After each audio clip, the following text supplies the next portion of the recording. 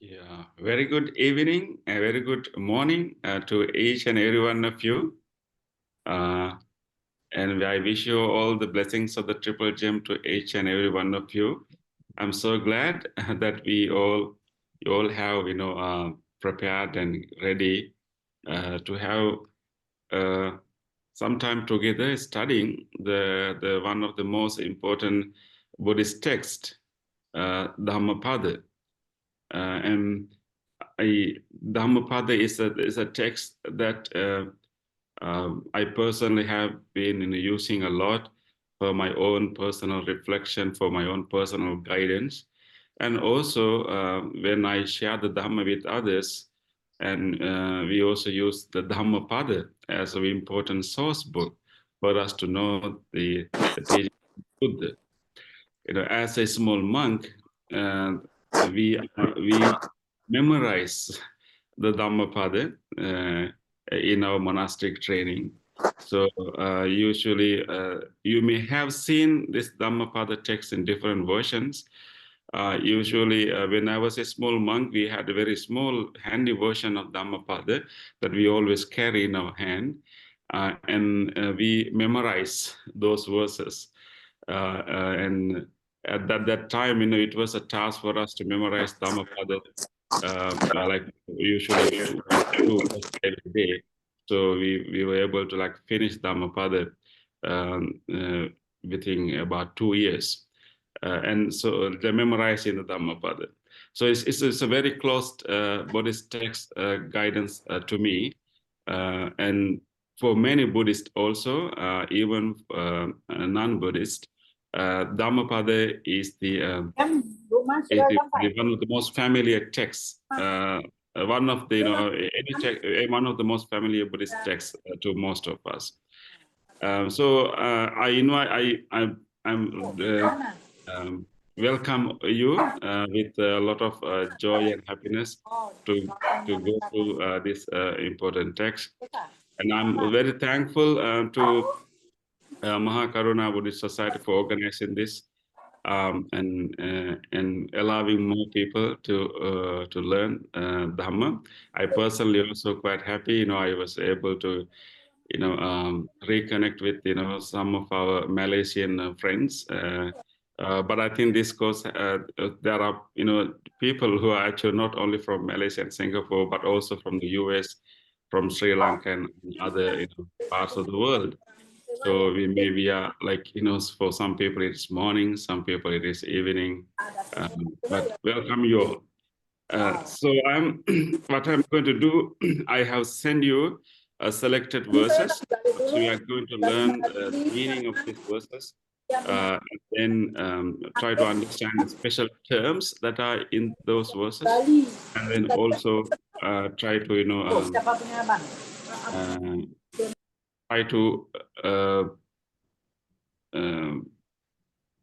try to see how we can apply those teachings, in our life.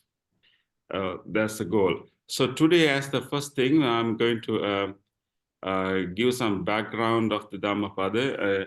I had no idea, who is the audience, means there was the level of your, familiarity with the Buddhism. But anyway, I'm going to, give you some basic background information also before I start. So since we have a large number of people, I would like you to, we will have a question and answer session at the end. But maybe I'm doing this part today. I'm going to do an introductory session.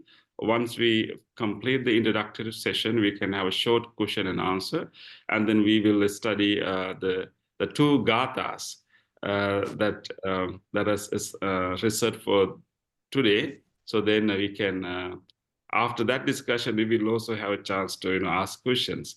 So you can you can raise your hands. So I will invite you based you in order of your appearance. If you raise your hands, at the same time you can also use the chat box to write your question, and so we can I will try to answer as much as we can.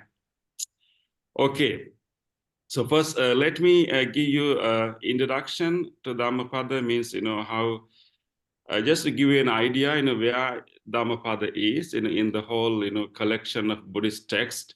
Some of you may know this information already, but for the benefit of, those who are, new, even for the people who know already, but recording in progress. Let me see. Can you open your microphones?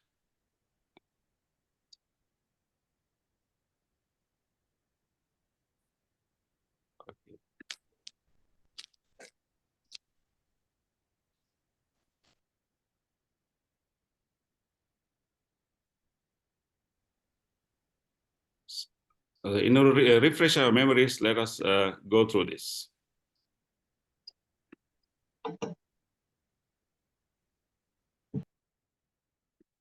So the brief introduction to Buddhist scriptures. As you know that the Buddha's teachings are recorded in Pali language and preserved in a set of scriptures. And of course, there were other languages also used to preserve the Buddha's teaching. In addition to Pali, Sanskrit, which is very close to Pali, was also used as a language to preserve the teachings of the Buddha. So the Pali was one important language. And this whole collection of scriptures is called Tipitaka. Some of you may already know about it, meaning, 3 baskets. So Ti means 3, Pitaka means baskets. The baskets actually meaning, of course, the literal meaning is basket, but it's actually collection. So 3 collections of the teachings of the Buddha. That's why we call Tipitaka. And these 3 collection or 3 sections of the teachings of the Buddha. First section is called Vinaya Pitaka, which means a collection of all the discipline rules and guidance for monks and nuns given by the Buddha. That's the first category. And the second category is called Sutta Pitaka. Sometimes we also call Sutra Pitaka. And that is the discussions, dialogues, and sermons given by the Buddha. So that whole collection is called Sutta Pitaka. And then, of course, we have a third collection that is actually a deeper analysis of the Buddhist teachings, a little bit more philosophical analysis of the teachings that are found in the Sutta Pitaka. More further analysis are found in the Pitaka called Abhidhamma. So Vinaya, Sutta, Abhidhamma are the 3 categories or 3 sections of the Tipitaka, the collection of the Buddhist scriptures. So in Vinaya Pitaka, we have 5 books. In Sutta Pitaka, actually, there are mainly 5 Nikayas, but if you include the small text included within the Khuddaka Nikaya, it comes to 19 books. And then in Abhidhamma Pitaka, we have 7 books, 7 different types of books. So altogether, there are 31 books if you count it in number of texts. Mainly because the last Nikaya, Khuddaka Nikaya, is actually a collection of small texts. So the second section, Sutta Pitaka, includes the discourses given by the Buddha. We know that in the Sutta Pitaka these are the subcategories of the Sutta Pitaka: long discourses of the Buddha, middle length discourses of the Buddha, numerical discourses of the Buddha, and then we have other, and then also I think I missed one here, that is the connected discourses of the Buddha. And the 5th one is called, you can call them collection of little texts, or Khuddaka Nikaya. So this is how the discourses or the sermons of the Buddha were categorized during the first Buddhist council that happened after 3 months of the Buddha's passing away.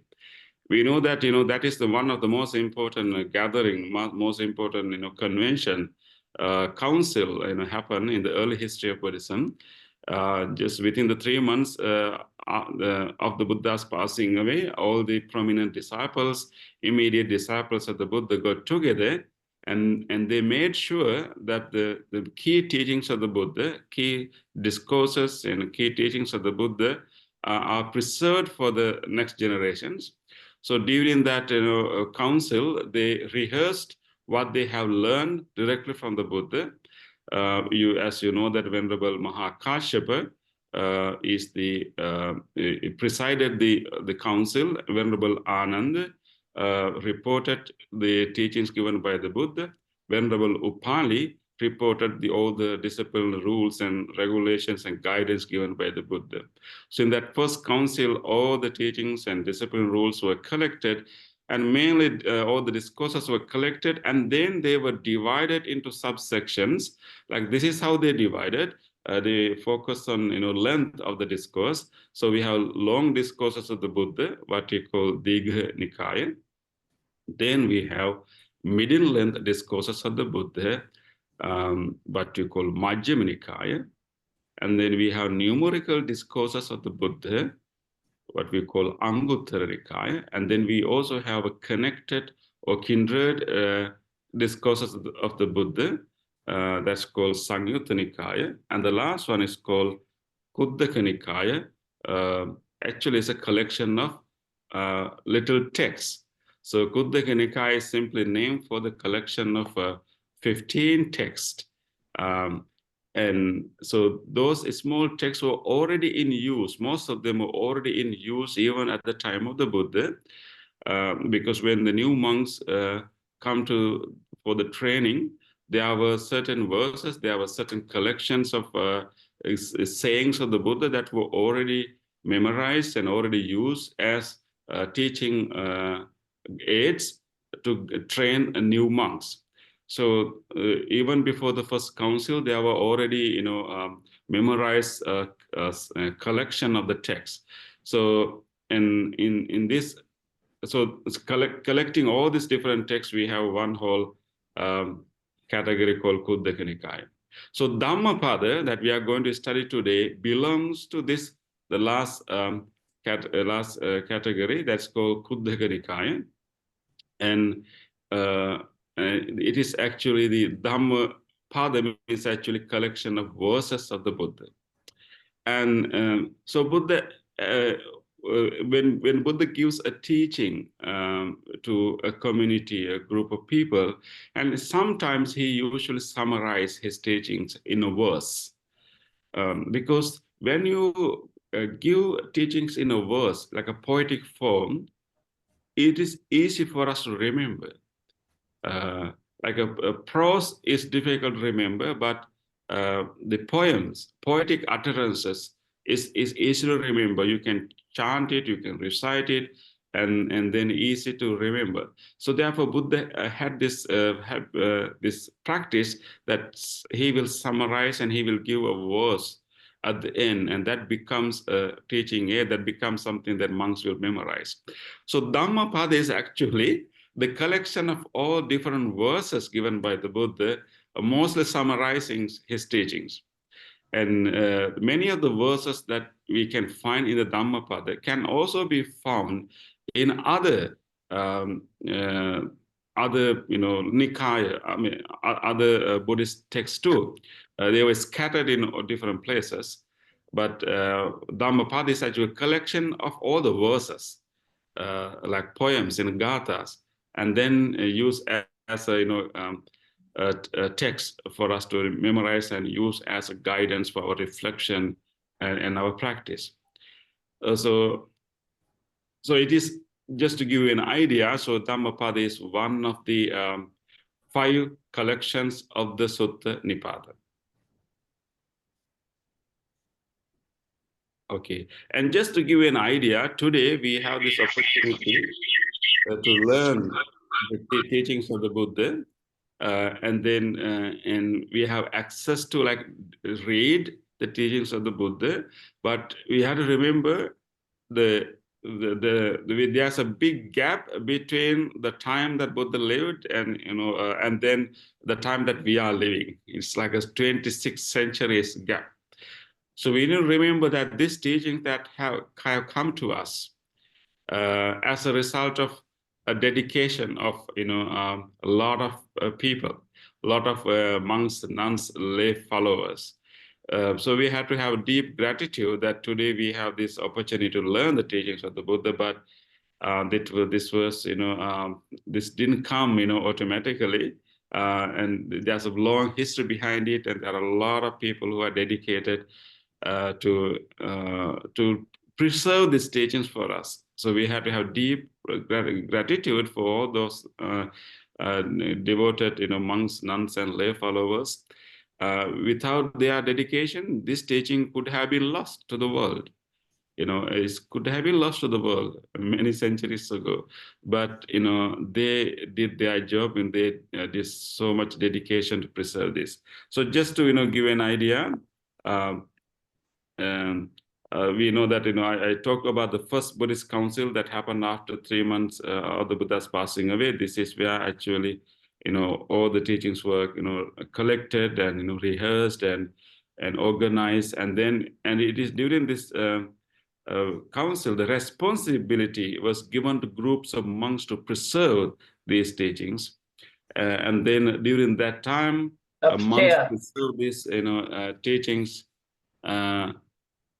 through memorizing all these texts, and then that is that was the custom. And it's not only for Buddhists. During that time, there were other religious communities, like even there was a Vedic tradition that became in Hinduism later. And there's a Jain tradition. There are a few other such traditions. All these religious traditions preserve their teachings through memorizing it, through learning from their teacher. So oral tradition was the common method those days to preserve the important teachings, because they believe that, the reason that they follow the oral method, oral tradition, is not because they didn't have writing skills. They have already documents. Already there were the people start to write documents at that time, but they believe that for religious teachings to have the authenticity, it has to come from a teacher. So it's like from a teacher students. If it is a book, it becomes like a third part. Maybe it become the book is like impersonal. So learning from a teacher, directly getting it from a teacher, is the method. And also you also have to learn how you pronounce it, how you chant it, how you recite it, how you stress it, and all these things we had to learn from a person. So if it is a book, it's almost like a like a two-dimensional picture of something. But the oral tradition gives you this holistic understanding, and how you say it, how you pronounce it, how you understand it. So it's more like a three-dimensional picture. So it was a common tradition during that time to memorize the teachings of the Buddha as a way of preserving it. So that tradition continued for a few centuries. But what happened later, when those teachings were also, those monks who memorized different texts of the brought these teachings to different countries, and when the Buddhist monks travel into different countries to teach Buddhism, particularly during the period of King Ashoka, we know that there were a number of groups of monks was sent to different countries, different regions of the world. So when they sent, they made sure that they will send these monks who have memorized these texts. So there was a name used for these monks during that time. They're called Bhanaka, like reciters. So there were monks who have memorized and is good in reciting Digha Nikaya, the long discourses of the Buddha. So they are called Digha Bhanaka. And then, so there are monks who have memorized whole Dhammapada, and they are good in reciting and teaching that Dhammapada. So they are called Dhammapada Bhanaka. So there was the Bhanaka tradition. So when they send those monks to different countries, they also send those they included those Bhanakas, those reciters who memorize those texts. So same thing happened to Sri Lanka when Buddhism was sent to Sri Lanka during King Ashoka time, and those the Bhanaka monks came, and then in Sri Lanka also we started that tradition of memorizing those texts. Same thing happened in other countries too, like Swarnabhumi and many other places. But in Sri Lanka, there's interesting thing happened much later, due to some due to some reason. I think I don't have time to explain all the historical background, but basically there was a 11-year-long drought in Sri Lanka, and there many people were having a real difficult time, even dying. Some people are fleeing, dying. And during that time, there was a big concern of the people, of the monks, teaching the Buddha, because the Bhanaka monks took this responsibility quite seriously. Because if you lose it, it will be lost to the world. So therefore, so they took it seriously when during that period of drought, and they have a concern because in oral tradition you had to recite it together in every 2 weeks in order to maintain that memory intact. There was a rule that you had to recite in a group every 2 weeks. That was the custom. So during that time, during the drought period, and there was a lot of difficulty for a lot of people, and that was the problem of collecting these monks. And they also have a concern that if all the monks who memorize particular text happen to pass away, and that text will be lost to the world. So there was a whole, like a debate, can we put into writing? Because they already had writing, technology, but they didn't put it in writing because they believed in like learning from a teacher. They believed in oral tradition. So there was a whole, dialogue, whole, debate, is it okay to put this into writing? And this is so after months of debate, they decided to put all the teachings into writing. So that happened in the Buddhist year 454, that is 89 BC. That happened in Sri Lanka, in the place called Aluvihara Matale. Some of you have maybe even visited this place. This is quite early, the beginning of the Common Era. That writing happened,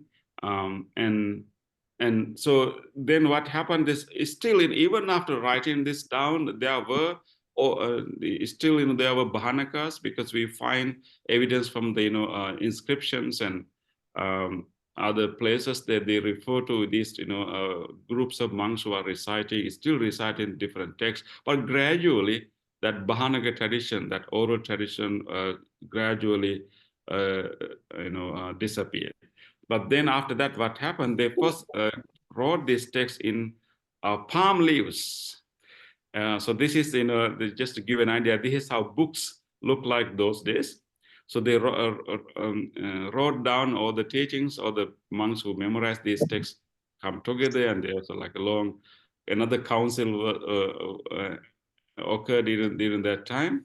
They wrote these memorized teachings in the palm leaves and copies and reproduced. And so then what happened? And the one palm leaves can stay for a long time. So this is a palm leaf, originally original palm leaf, and there's a particular process how you prepare this palm leaves into a page like this. It's a long process how you prepare it, and then once you prepare it, and then you will write on this palm leaves using actually, when you write on the palm leaves, you don't really use ink. You actually it's like scribing. You actually carve the palm leaf with this with this sharp what do you call it, with this sharp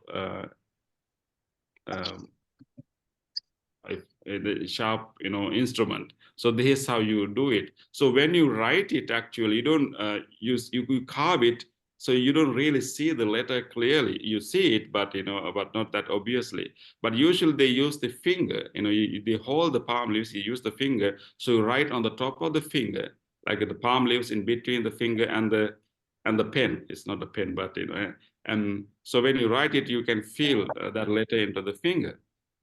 So that's how they wrote it. And once you wrote it, and later you actually you will apply, you will apply this paste.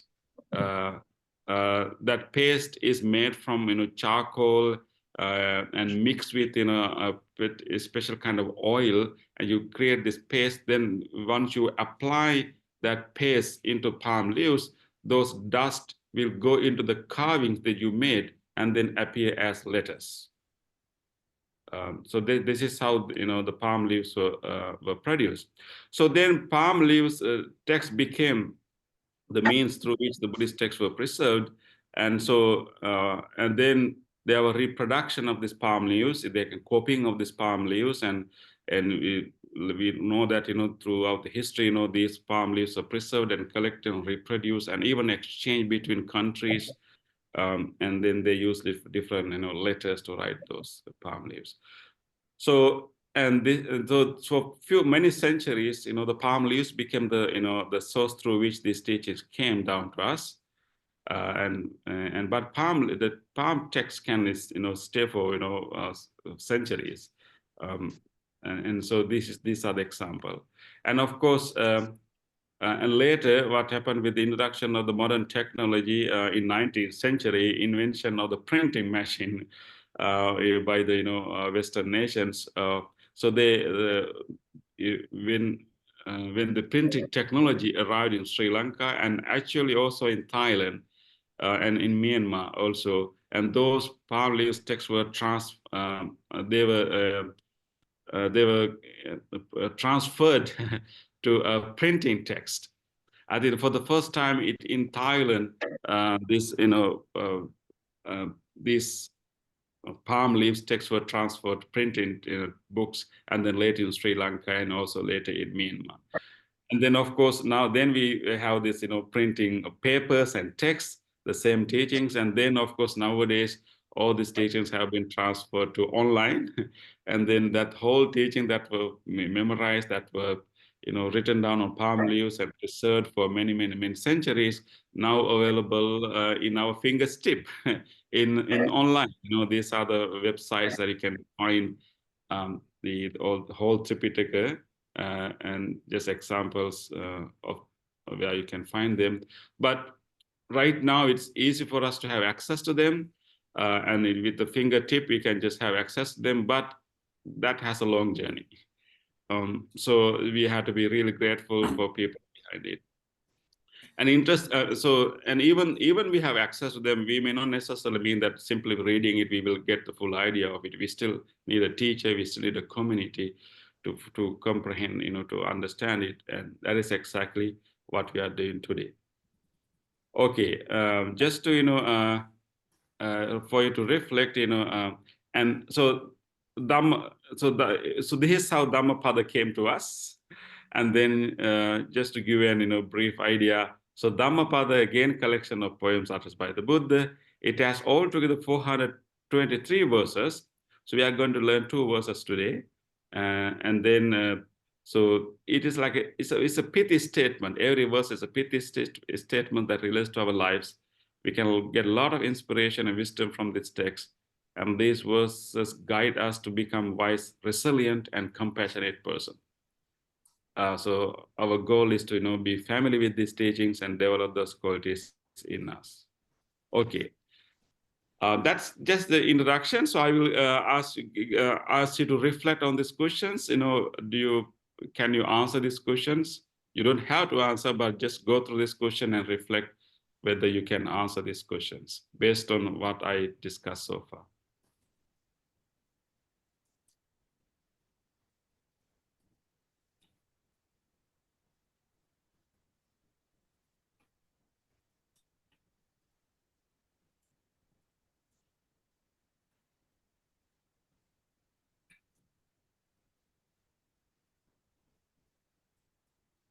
Okay, if you have any questions from this introduction, I would like you to give a chance to ask a question. You can either write the question in the chat box or raise your hand if you have any question related to the points that I made right now.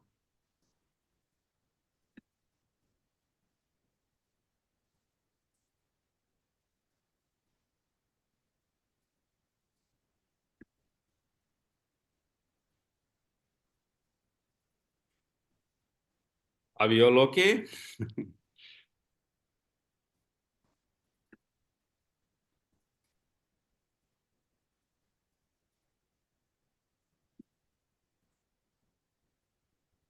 Okay, if you don't have any questions from those in introduction, we can move to the other our Dhammapada today.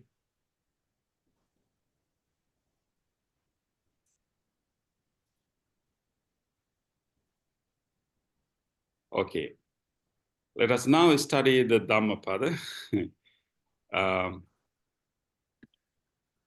the text that we are planning to do today, the verses.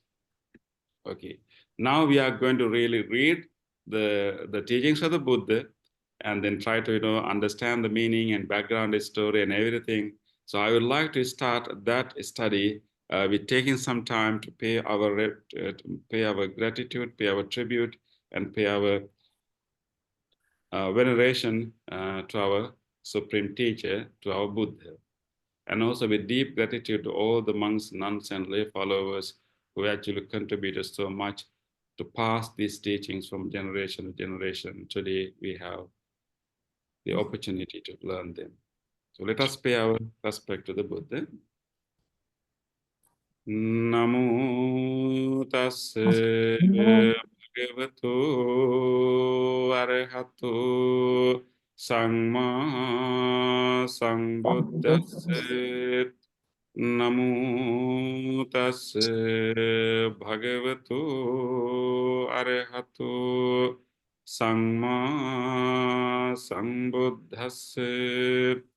Namo tassa bhagavato arahato samma sambuddhassa.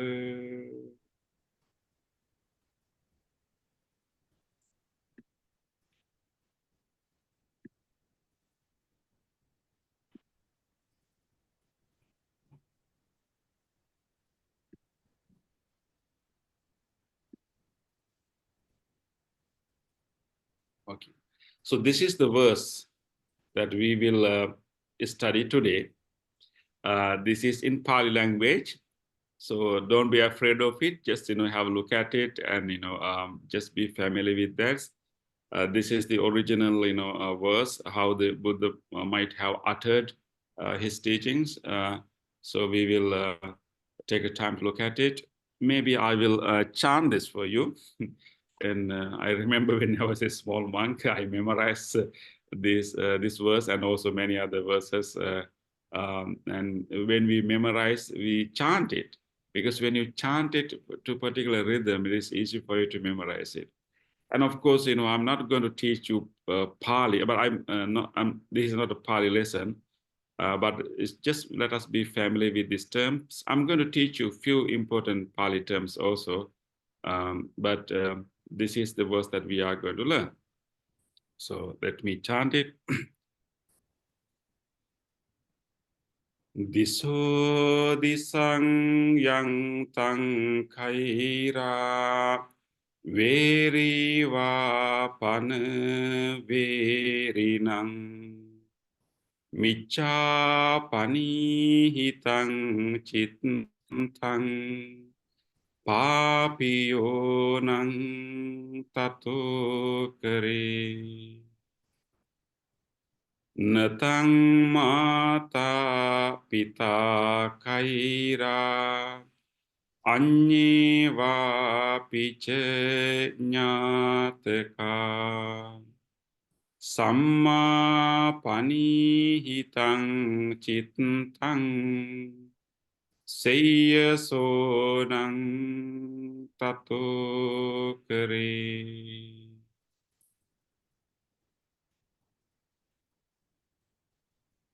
Let us treat the meaning. Whatever harm an enemy may do to an enemy, or a hater to a hater, an ill-directed mind inflicts on oneself a greater harm. Neither mother, father, nor any relative can do one greater good than one's own well-directed mind. So this is this meaning, the meaning of these two verses can give us an opportunity to reflect a lot about our life. What Buddha is telling here is that actually we know that we are afraid of people who are angry with us, and we are afraid of our enemies, if you have any, and we always afraid that someone will harm us. It is possible that someone will harm us and do a lot of bad things to us. But what Buddha is teaching here is actually our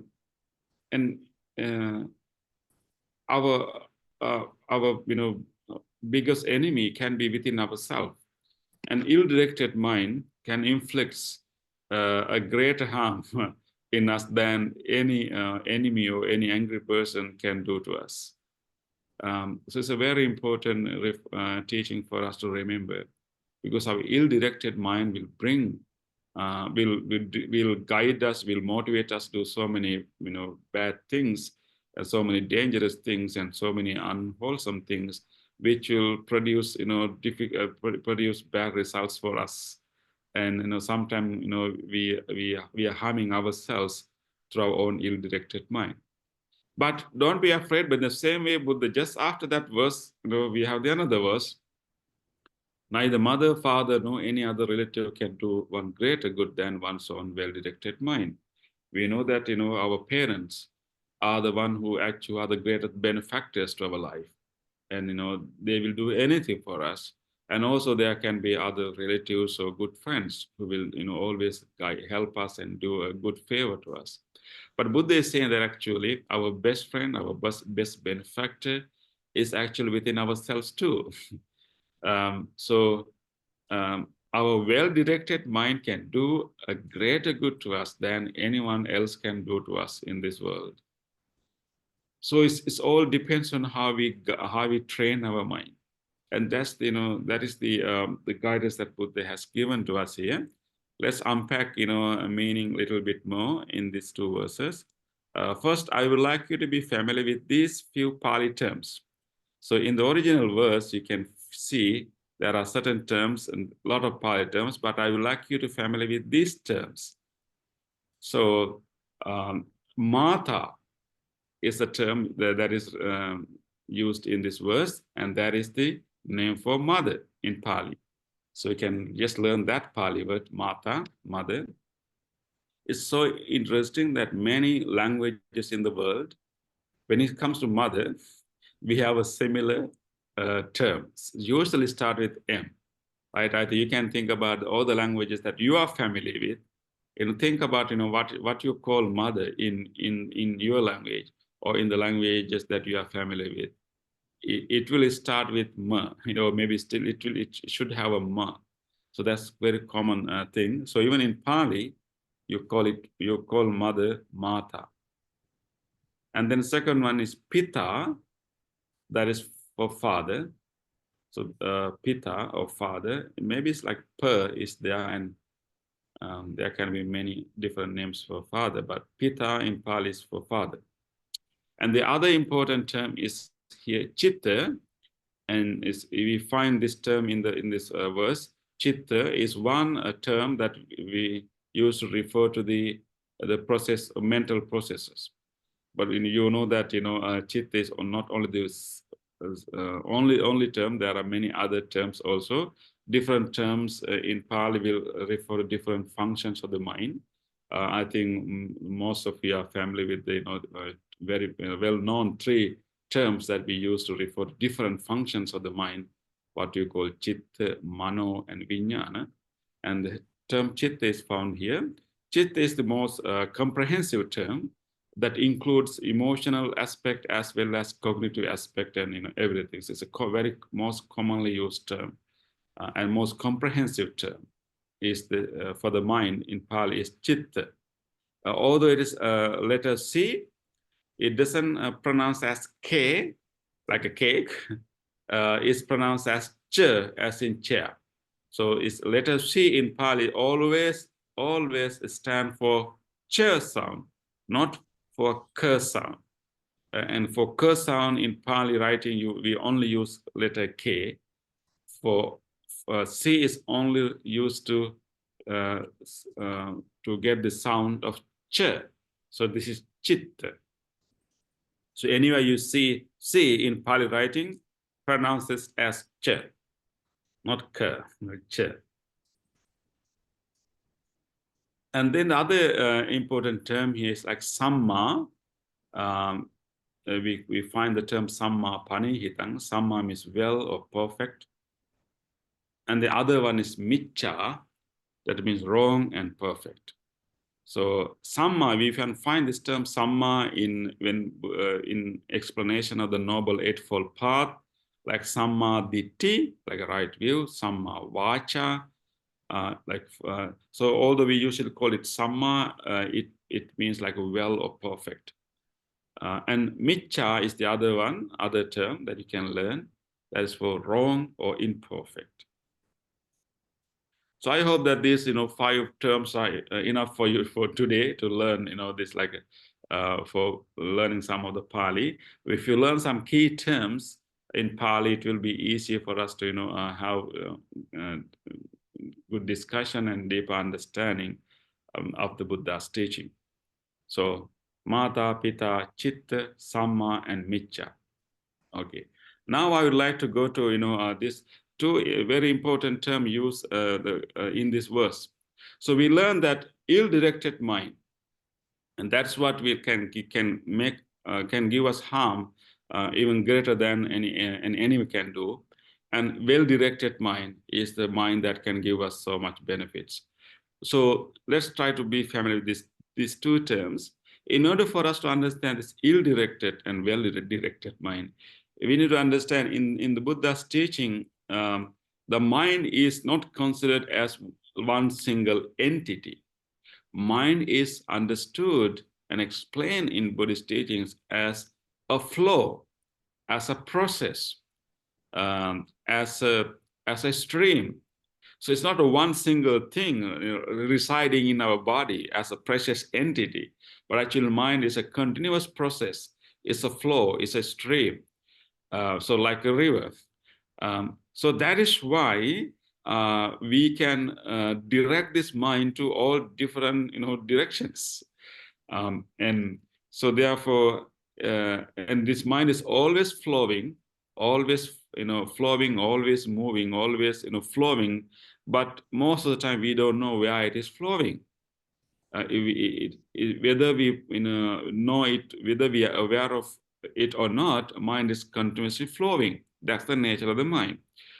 What Buddha has asked us to do is use our mindfulness, use the wisdom, use the teachings of the Buddha, and turn that flow. Or mind will flow anyway, but we use that flow to direct that flow to a wholesome direction, and direct that flow of the mind from ignorance to wisdom, from attachment to letting go, from anger to loving kindness.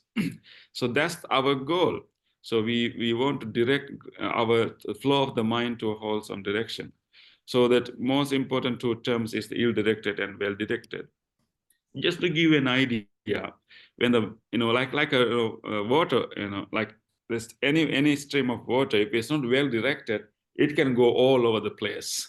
There's no particular goal, particular direction. It will go all over the place, and sometimes it can also damage the ground, and can create erosions. Can create all kind of damages too when it is not directed, when it's ill-directed. But when the water is directed, well, we can make use of that water for a lot of cultivation and a lot of good things. Many can benefit when water is well directed. Same with the mind also. And what we really mean by the ill-directed mind. And so briefly, ill-directed mind is actually, as explained, like a mind that is leaning towards covetousness, what you call unrighteous greed, ill will, and then wrong views. This is what you call ill-directed mind. Covetousness, ill will, and wrong views. These are the among the 10 unwholesome actions, 10 unwholesome deeds. These three are the 3 unwholesome deeds related to mind. Of course, underlying these 3 things, we have generally we call lobha, or the greed, hatred, and delusion are the general unwholesome roots in our mind. No one is completely, free from greed, hatred, and delusion in their subtle forms until we are fully enlightened. But when we are not mindful of that, and that initial roots of greed, hatred, and delusion can be manifested into stronger versions of those things. So what we mean by covetousness or unrighteous greed is extreme version of normal, like liking or craving. Ill will is a stronger version of anger, and the wrong views is like a dogmatic, strong-held wrong views. So what we mean by ill-directed mind is not really initial roots of greed, hatred, and delusion, but a stronger version of covetousness, a stronger version of those 3 roots, which is covetousness, ill will, and wrong views. When our mind is directed to these direction, leaning to these things, it is called ill-directed mind. So why our mind is leaning to those direction, like covetousness or unrighteous greed, which means actually craving for things that belongs to others. Not only, you may attach to your own things, but when it develops into a point that you even crave to things that belong to others, it is called covetousness, and that is really ill-directed mind. And ill will also a strong version of simple irritation. So why our mind will go to that extreme? Because of lack of mindfulness, lack of effort, like internal effort, and lack of investigation or discernment. That is why our mind is going there. So that is why we try to train ourselves in mindfulness and try to develop our inner strength to overcome urges that is coming in from us, and develop the inner strength to resist the temptation. So when you develop them, we can protect our mind from flowing to these unwholesome places. So this is what we mean by ill-directed mind. When it comes to wrong views, actually it's deep dogmatic beliefs about the world that will not lead someone to do good, that will not lead someone to behave morally. Any strong-held view that will not motivate someone to behave well can be called wrong views. But in Buddhist texts, altogether we have about 10 wrong views. We don't have time to go through everything, but just take a moment to read this standard list of wrong views. If you have questions, we can have this. We can ask questions later.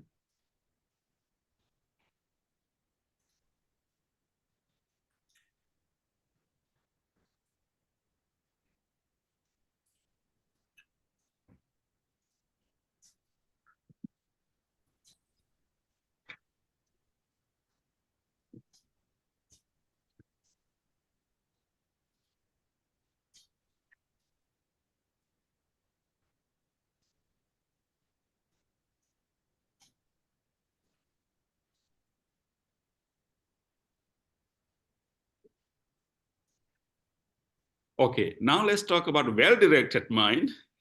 In opposition to ill-directed mind, well-directed mind is something, our mental process that is leaning to generosity or letting go, loving kindness and wisdom in opposition to covetousness, ill will, and wrong views.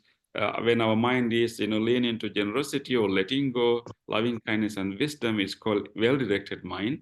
And whenever our mind is like full of mindful, full of effort and investigative, like discerning, we have some reflection of our own thoughts.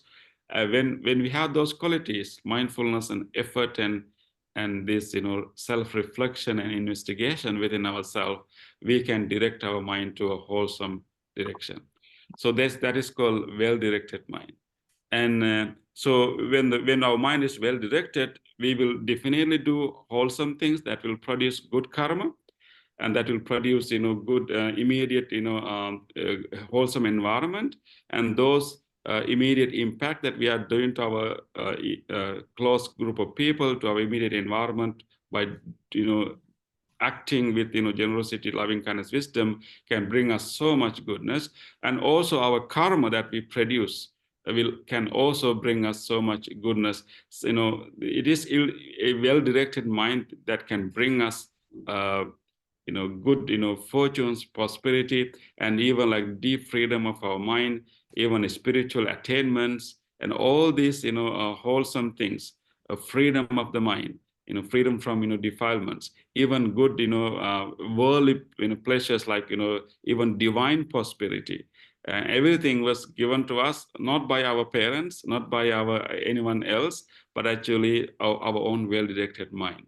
So that is therefore we have to give prominence to train our own mind than anyone else, because no matter how many people are around us, ultimately it is our own mind that's going to be our own refuge. Only trained mind can be a good refuge to this life and also to our next life. Therefore, we really should, take care of others too, but we have to give prominence to take care of our own mind, because that's the mind, that is the ultimate resort, ultimate refuge that will bring all the goodness to our mind. Otherwise, it will only give us harm. And so whenever we are cultivating that, it will develop leaning in our mind, tendency in our mind. Whatever we think about, ponders about, often our mind gets a leaning in that way. And our mind is a habit-forming mechanism. We always create habits. How we think, how we feel about people and things, how we respond to things is a habit. So if you don't pay close attention and awareness, mind will create its own habit, and that gradually it becomes our character, our temperament, our nature. But we can change it by bringing more mindfulness and more effort. So that's all I would like to share right now. We have a few minutes left. I would like to use that time to have some discussion, some questions.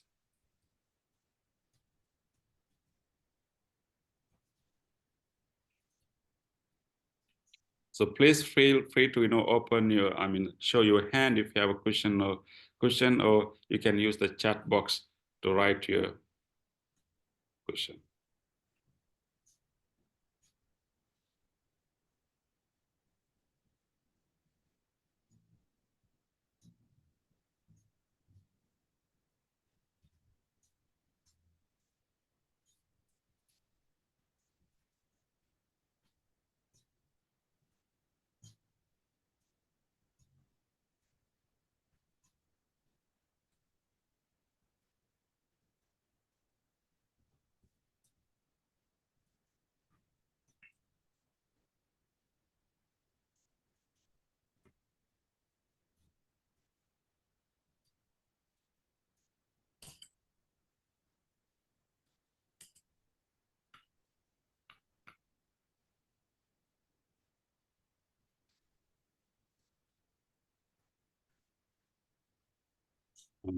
Okay. Yes, we have one question. Yes, PT, can you unmute your microphone and ask the question?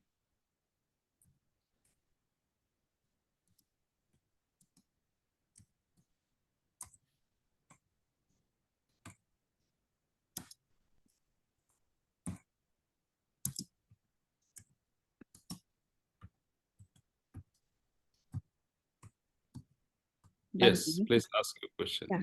There's a question from T. Minho. Some translation in Chinese version, how do we know it is genuine?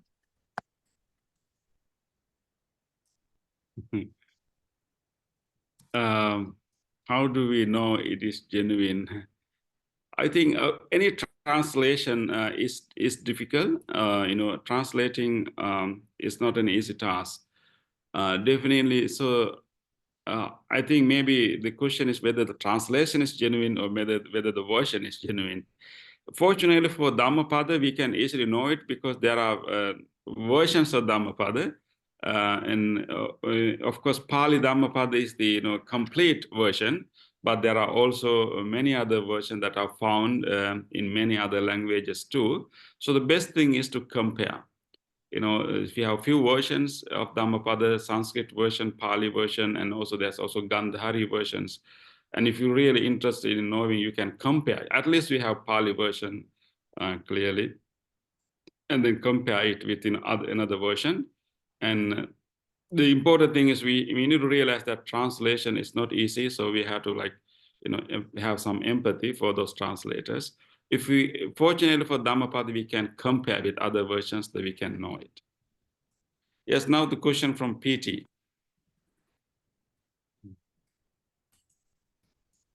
Okay, I think he put into in the chat.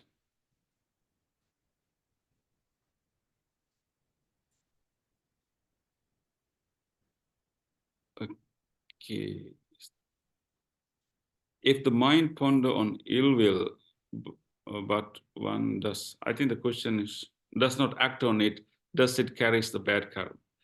Okay, that's a good question. If the mind ponders on ill will, but does not act on it, does it carry the bad karma? Okay, this is a very good question. Actually, simple irritation, simple angers, let's say anger, although we use these terms interchangeably, particularly in Pali, these terms refer to different grades, different intensity of the anger. So the term, like simple term, like like the term for the ill will is vyapada. That means extreme form of anger, more like enduring form of anger. So simple irritation, simple surge of anger does not carry bad karma. But if you keep your anger in a prolonged way, you keep hating a person for hours and for days, and that definitely have a great impact on our mind. So karma is something that is an impact that we are doing to our own stream of consciousness. Karma is not something that is written somewhere else. It's the impact that you are doing to your own mind. So if you keep hating someone for days, that will create or seeds in our consciousness that will carry the bad karma. But momentary feeling of anger will not carry bad karma, but it simply enhance our habit to get angry. There's other disadvantages but momentary anger, momentary irritation will not bring bad karma if you don't act on it, but it simply produce more unskillfulness and more strengthen your habit. But prolonged anger definitely make a big impact on your mind that will produce the bad karma.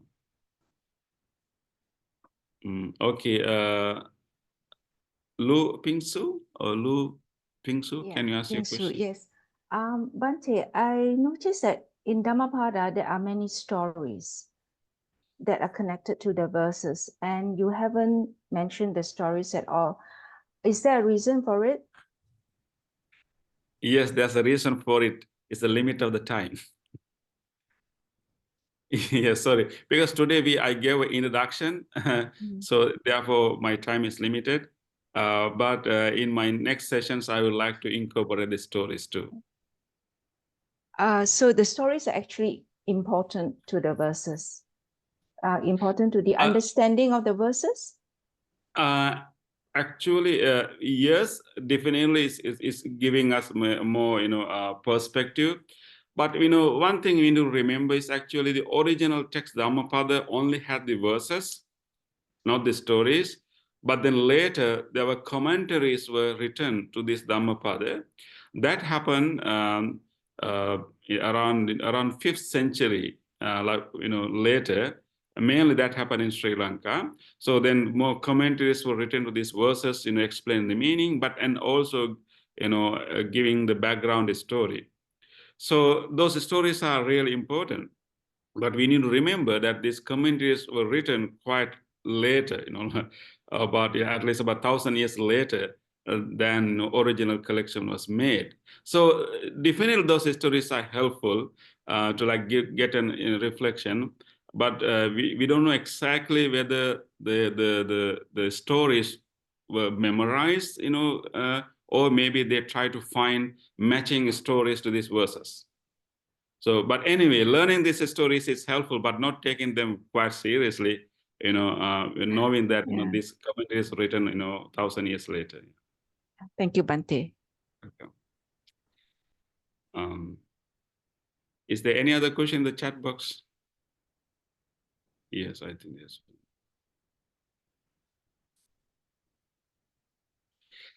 So there's one question in actually, when our minds cling to an object or keep ruminating about it, like a criticism or bad comment, it can disrupt our sleep, causing distress and suffering. How to redirect the mind? How to redirect the mind is not easy. Not easily. We can find a lot of other techniques. Of course, it's the most important skill is the mindfulness, like observing our own thoughts rather than entertaining these thoughts, rather than producing more thoughts. We become the observer of our own thoughts. Let the mind to think, but we consciously bring awareness to it. Keep watching. Oh, what my mind is bringing, what memories it is bringing out. So it's an interesting technique to observe the mind rather than contributing to those thoughts. So mindfulness is the key technique. But importantly, can be other terms. Personally, I will keep reciting wholesome thing. If a bad thoughts, bad memory come and disturb me all the time, in order to get rid of that, I will do a chant. I will even may all beings have happy minds, or sabbe satta bhavantu sukhi. Even simple thing like namo buddhaya or sukhi hotu. Simple repetition of those chant will help us to redirect our mind. I think given this time limitation, that's all I can say.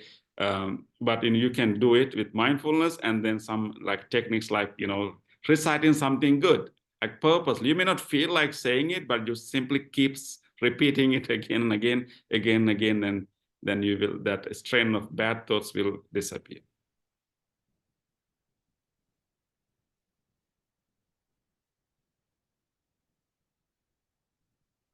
Okay. How to control impulsive anger without intention?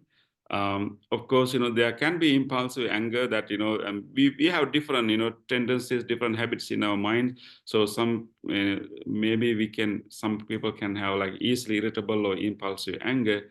In order to change it, we have to have long practice of, loving kindness meditation. When anger is arising, impulsively, of course, if we have developed mindfulness, we become aware of it. Otherwise, it's very difficult. I think we have to train ourselves before we get into that impulsive anger. More mindfulness meditation, more loving kindness meditation will change the whole pattern of the mind. So we have to do it in advance. So it's basically practicing loving kindness meditation more on other times, and then our propensity to have impulsive anger will gradually disappear, not at once, but it takes long practice. Okay, sister, have we passed our time?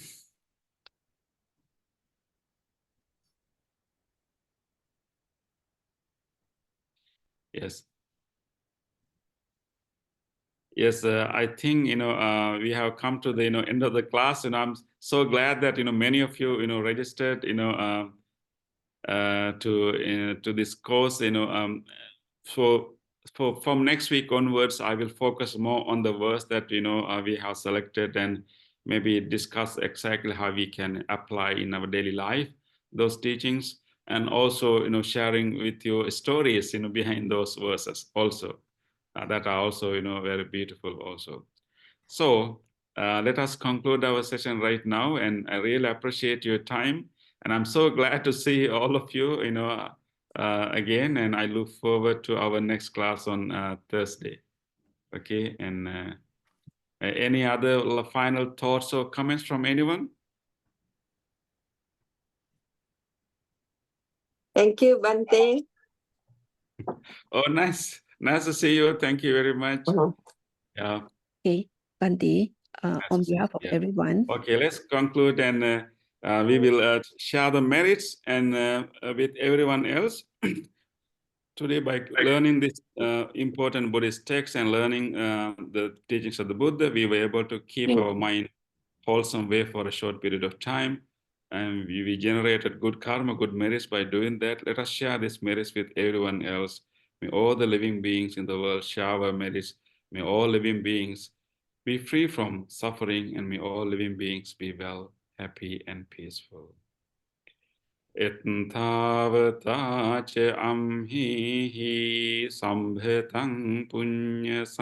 𝗵𝗛𝗺 සම්භේ දේවා අනුමෝදන්තු සබ්බ සංපත්ති සිද්ධියා හෙත්තාවතාච අම්හිහි සම්භතං පුඤ්ඤ සංපදං සබ්බේ භූතා අනුමෝදන්තු සබ්බ සංපත්ති සිද්ධියා හෙත්තාවතාච අම්හිහි සම්භතං පුඤ්ඤ සංපදං සබ්බේ සත්තා අනුමෝදන්තු සබ්බ සංපත්ති සිද්ධියා. Bhante? Yes. Yeah, Bhante, on behalf of everyone here, we thank you. We feel gratitude to you for taking the time to share your wisdom with us today. Thank you for guiding us. Yes, Buddha's wisdom, yes. Yeah, Buddha's wisdom. So we look forward to meet you next Thursday. May you be well and happy. Thank you, Bhante. Yes. Thank you very much. Yeah. Nice to see you all, Thank you. I'm using my specs, my new specs. Thank you very much. Sadhu, sadhu, sadhu.